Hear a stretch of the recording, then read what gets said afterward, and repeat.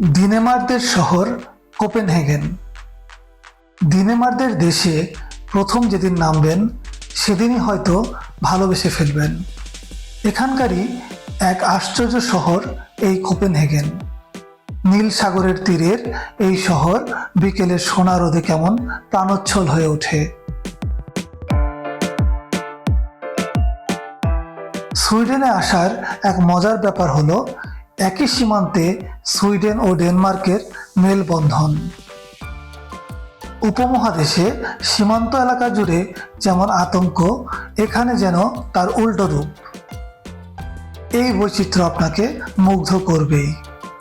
হয়তো ওরেসুন্ড সেতুর মাধ্যমেই কোপেনহেগেনের দিকে যাত্রা শুরু করতে পারেন।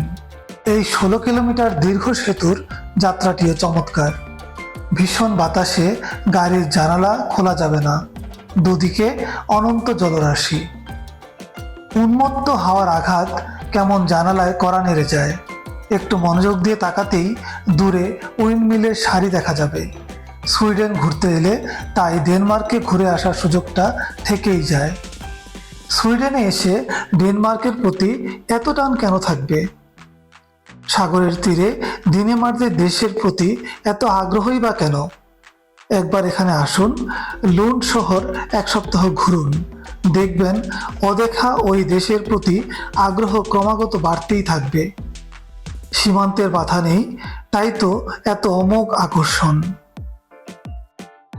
লুন্ডে আসার সময় গাড়িতে এলেও কোপেনহেগেন যাবেন ট্রেনে করে। ওরেসুন্ড সেতু পাড়ি দেওয়ার সময় এক ভিন্ন অভিজ্ঞতা হবে। রেলপথে প্রবেশ করবেন ঐতিহ্যমণ্ডিত নগরী কোপেনহেগেনে। স্টেশনে ঢুকতেই চমক অপেক্ষা করবে আপনার জন্য। আকারে বিশাল একটি স্টেশন, সাবেক ইউরোপীয় স্থাপত্যশৈলী। ইতিহাস সম্পর্কে খুব জানাশোনা না থাকলেও এই স্থাপত্য শিল্প যে বহু পুরনো তা ঠিকই আন্দাজ করতে পারবেন। চারদিকে সংস্কৃতি এবং রুচির ছাপ, বাহুল্য নেই দেখে স্বাভাবিক লাগে। স্টেশন চত্বরেই দেখা মিলবে কিউরিওর দোকান। এখানে ড্যানিশ সাহিত্যের সঙ্গে পরিচিত হওয়ার সুযোগ আছে। সাহিত্যপ্রেমীরা চাইলে উল্টে পাল্টে দেখে নিতে পারেন। চারপাশেই ড্যানিশ সাহিত্য, সংস্কৃতি ও ইতিহাসের সুস্পষ্ট ছাপ। এছাড়াও এখানে রয়েছে বড় ট্যুরিস্ট অফিস, আর আছে ছোট বড় নানা ধাঁচের বাছাই করা দোকান। স্টেশনের বাইরে এসে দাঁড়ান, ঠিক উল্টো দিকে নজর কাড়বে টিভলি কোর্ট নামের বিনোদন পার্ক। কোপেনহেগেনের সবচেয়ে পুরনো ও বিশাল এই পার্ক ছোট বড় মানুষের আনন্দের কলরব। বলা হয় এটি বিশ্বের দ্বিতীয় প্রাচীন বিনোদন পার্ক। এমনিতে দিনের বেলা ভিড় কিছুটা ম্রিয়মাণ থাকলেও রাতে যেন অন্যরূপ ধারণ করে পার্কটি। শীতের দেশ কোপেনহেগেন। দিনের বেলা তবুও ঝকঝকে আকাশ, কাঁচা মিঠে রোদ বিকিরণ করবে। নিহাবেনে এই রোদের নিচে মানুষের ঢল দেখতে সুন্দর। সাপ্তাহিক ছুটির দিনে এখানে অনেক মানুষ ভিড় করেন। সচরাচর ট্যাক্সি নিহাবেনে আপনাকে এক বিস্তৃত চৌকো বাঁধানো উঠোনে রেখে যাবে। বিশাল উঠোনই বলা চলে। পর্তুগিজরা পাথর বসানো এই উঠোনকে বলে প্রাসা। পাথর বসানো এই চত্বর ইউরোপের সাবেকি সংস্কৃতির অংশবিশেষ।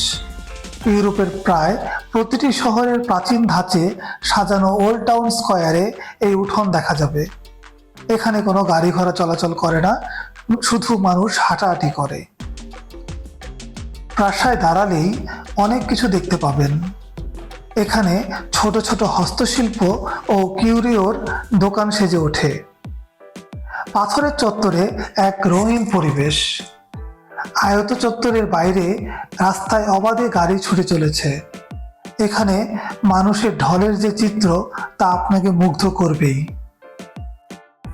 চত্বরে কিছুক্ষণ ঘোরাঘুরি ও দোকানপাট দেখা শেষ হলে চলে আসুন নিহাবেনে এবং নিউ হারবারে। এখানে বোট স্টেশন থেকে নৌকা ধরতে পারবেন। এই নামটি দিয়েছিল ডেনেমাররা। সে মধ্যযুগের প্রাক্কালে তারা এই নামকরণ করেন। এই জায়গাটি ছিল জলদস্যুদের আখড়া। এখানে একদিকে মাছ চাষ করতেন স্থানীয়রা এবং অন্যদিকে জলদস্যুরা লুটের মালামাল জমা করত। জলদস্যুরা লুটের জিনিস নিয়ে হারবারে এলেই বারবনিতার ঢল নেমে যেত। সুরার ফোয়ারা নাচ গানে মুখর হয়ে উঠত নিহাভেন। অবশ্য সময় অনেক বদলেছে। 15 শতকের দিকে কোপেনহেগেন ডেনমার্কের রাজধানী ঘোষণার পর অনেক কিছু বদলাতে শুরু করে। জলদস্যুরা আগের মতো এখানে জড়ো হওয়ার আশ্বাস পায়নি। পরিবর্তন যেমনই হোক, নিহাভেনে কিন্তু জৌলুস হারায়নি। তবে তার সাজসজ্জা কিছুটা বদলেছে, বেশ ওইটুকুই। বোট স্টেশনে টিকিট কেটে জেটির ধারে অপেক্ষা করুন। এই ফাঁকে চারপাশে মাথা ঘুরিয়ে প্রাচীন স্থাপত্যশৈলীর বাড়িগুলো দেখে নিন। সাবেকি ড্যানিশ বাড়ির মডেলগুলো বেশ চমকপ্রদ, ভেতরে নানা রঙের খোপ কাটা। যাই হোক, বেশ শক্তপোক্ত একটি নৌকা একটু পরে এসে থামলো জেটিতে। প্রায় 50 জন একসাথে ভ্রমণ করতে পারে এই নৌকায়। বড়সড় নৌকায় পাতা আছে শক্তপোক্ত চেয়ার, মাঝখানে আছে টেবিল এবং হাত বাড়ালেই অথই সাগরের নীল জল স্পর্শ করতে পারবেন। সাগরের বুকের এই অভিযানে তরুণী এক গাইড আপনাকে সঙ্গ দেবে। নিহাভেনের বর্ণনা কতটা পুঙ্খানুপুঙ্খভাবে সে দিচ্ছে দেখে অবাকই হবেন আপনি। যেতে যেতে দেখবেন বিখ্যাত রূপকথাকার হ্যান ক্রিস্টিয়ান অ্যান্ডারসনের 3টি বাড়ির আস্তানা। গাইড একটি নিউ ক্লাসিক্যাল শৈলীর লাইব্রেরির দিকে আপনার মনোযোগ আকর্ষণ করবে। এই অপরূপ পরিবেশে এমন স্থাপত্য দেখে ঈর্ষা হবে খুব, এটা নিশ্চিত। কিছুক্ষণ নীলে ভেসে ভেসে একসময় বোট প্রবেশ করবে খাড়ির মধ্যে। প্রথমেই এক পুরনো গির্জা দৃষ্টি আকর্ষণ করবে আপনার। চারপাশে ছোট ছোট হাউস বোট দেখা যাবে।